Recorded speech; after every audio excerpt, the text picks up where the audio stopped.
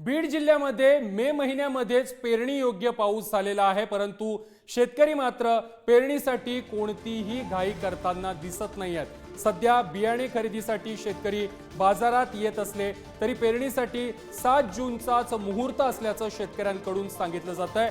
लवकरच पेरणी केल्यास पिकांचं वेळापत्रक बदलेल, यामुळे नुकसान होऊ शकेल। ही बाब देखील लक्षात घेऊन शेतकऱ्यांकडून तशी खबरदारी ही बाळगली जाते।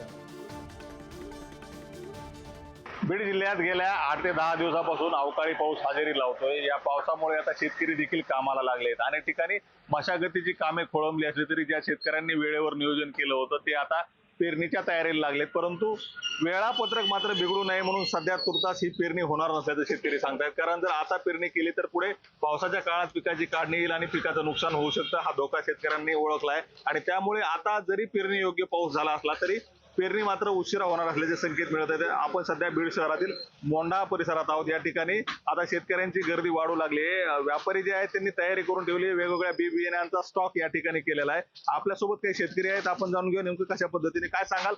बीड तालुक्यात बीड जिल्ह्यात चांगला पाऊस झालाय, परंतु पेरणी मात्र करताना दिसत नाही शेतकरी, काय कारण की शेतीमध्ये जर शेतकऱ्याने जर पेरणी बिगिनी केली तर हे मोहर शेवटच्या ह्याच्यामध्ये पिकं अलीकडे काढायला येतात, त्याच्यामुळं वेळेनुसारच पेरणी करावं लागेल। व्यापारी सुद्धा आहेत, काय सांगाल यावर्षी शेतकरी आता गर्दी करतायत, कुठल्या बियाण्याला शेतकऱ्यांची पसंती आहे, काय सांगाल। कापसाच्या सर्व प्रकारच्या बियाणाला सध्या मागणी आहे आणि सर्व प्रकारचे बियाणं आलंय, निजिडचं आलंय, कावेरीचं आलेलं आहे, कबड्डी आलेली आहे। नक्कीच आता दरवर्षी खताची बियाण्याची टंचाई, विशिष्ट बियाण्याची टंचाई जाणवत होती, त्या दृष्टीने काही उपाययोजना केल्यात?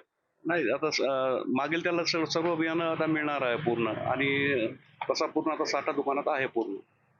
नक्कीच आता पेरणीसाठी जी तयारी आहे, बियाण्याचा स्टॉक आहे तो व्यापाऱ्यांनी करून ठेवलाय। शेतकऱ्यांची देखील मागणी वाढत आहे, परंतु पेरणी मात्र 7 जूनलाच करण्याचा निर्णय आता शेतकऱ्यांनी घेतलाय। वेळापत्रक जे आहे ते शेतीचं ते बिघडू नये, त्यामध्ये कुठलाही बदल होऊ नये याची काळजी आता शेतकरी घेताना दिसत आहेत। उदय नागरगोजे, पुढारी न्यूज, बीड।